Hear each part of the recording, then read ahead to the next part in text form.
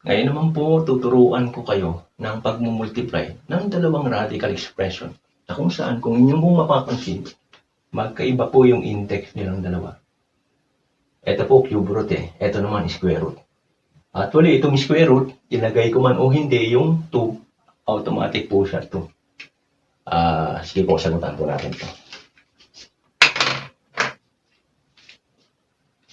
Dito po ang napakahalagang technique pagka ganito. Kasi kung titingnan nyo po, talagang mahirap siya i-analyze. Kung meron pong LCD o yung least common denominator, no, sa fraction. Halimbawa po ganito sa fraction, balikan lang natin ng konti 1/2 plus 1/3. Since maliliit lang naman, kayang-kaya natin kunin yung LCD. Therefore, yung 6, yung LCD. Pag in-execute natin, ito magiging 3. Kasi 6 divided 2, 3. 6 divided 3 is 2. Therefore, magiging answer is 5/6. Pero ang importante po sa atin dito, yung 6 na LCD. Kung sa fraction po, meron pong LCD na importante, ano? Dito naman po, meron pong tinatawag na LCI o yung least common index. LCI, tinatawag na least, no? Least common index. Kasi kung inyo po mapapansin, may 3, may 2. So kung iisipin lang natin itong fraction, automatic yung LCI is also equal to 6. Therefore, kung yung 6 na LCI, i-divide natin kasi dalawang expression radical Dito sa unang radical expression, yung index niya, i-divide natin sa 2, ang kakalabasan ay 3. Tapos yung isa naman, 6 divided by dito sa index na to, 3 is equals to 2. Ito pong mga value na to, ito yung i-multiply natin dito po sa mga variable na to at saka constant, magkaiba. Itong value na to, i-multiply natin sa mga exponent po nito. Ito naman, multiply natin sa mga exponent nila. So, simulan po natin. Since nakuha na natin yung LCI, therefore, pwede natin pagsamahin.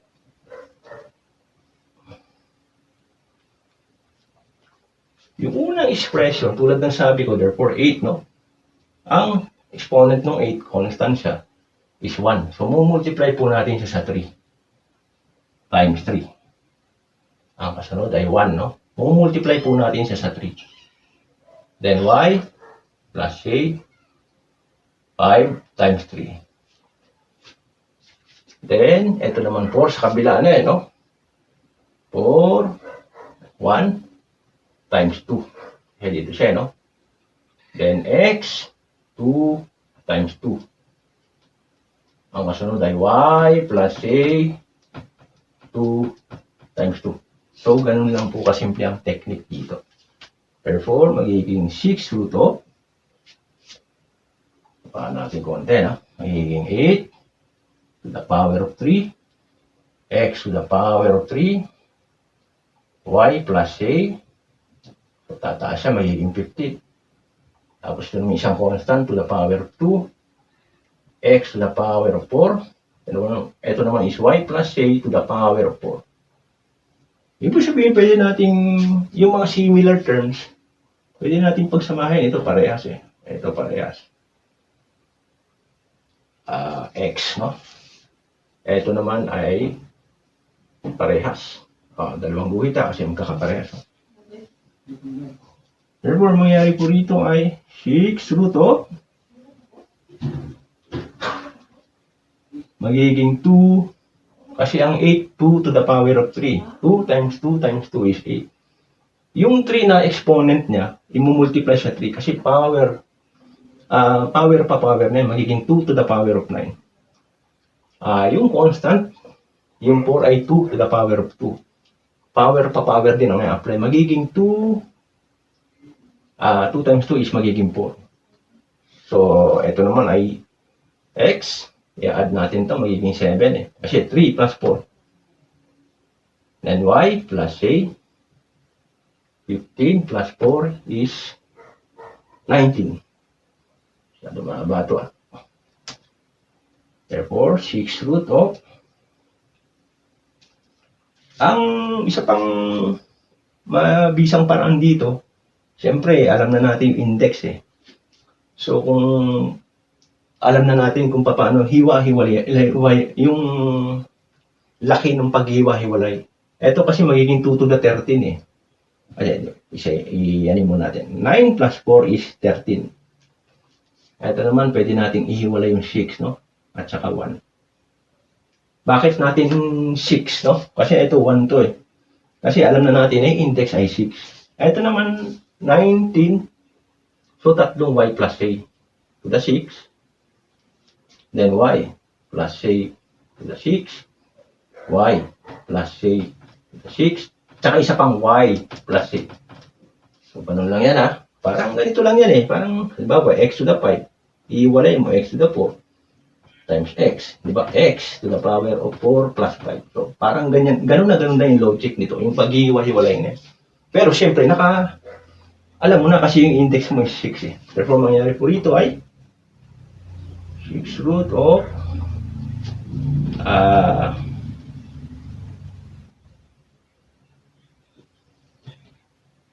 anuhin muna natin yung constant. Ang mangyari dito ay 2 to the 6, no? Times 2 to the 6 times 2 to the 1. Ito, parehas naman eh. X to the 6 times x to the 1 times y plus a to the 6, y plus a to the 6, y plus a to the 6, at isa pang y plus a. So, kung i-execute na natin to, ang answer natin dito, ilalabas natin yung 2. Dalawang 2, no? May iiwan yung isang 1. Eto, ilalabas natin yung isang x. May iiwan yung isang x. Bakit? Kasi 6 root of x to the 6, parang ganito yan eh. Kung yung mga nahihirapang umintindi. Itong area na to, kasi lahat naman similar sila eh, no? Halimbawa is 6 root to the x to the 6. Ang mangyari po yan, convert natin sa exponential. Exponent form x, 6, 1 over 6. So, power na siya. Therefore, ito masisimplify. Therefore, ang mangyayari magiging x. Kaya, ang mangyayari, ilalabas natin yung x dito. So, matitira na lang yung isang x. Ito, ganun din. Ilalabas natin to, ilalabas natin to, ilalabas natin to. Matitira yung isang y plus a. Therefore, ito po ay magiging y plus a, y plus a, then y plus a. 6 root of, ang mga nasa loob ng radical sign ay yung isang 2, yung isang x, at saka isang y plus a. Therefore, ang final answer natin ay 4. Kasi 2 times 2 eh. X, y plus a to the power of 3. Kasi 1, 1, 1. O parang ganito lang yan eh. Simple lang eh. X times x times x. Magiging x, 1 plus 1 plus 1. Magiging x cubed. So, ganun lang kasimple yan. Ito. 4x, y plus a to the power of 3.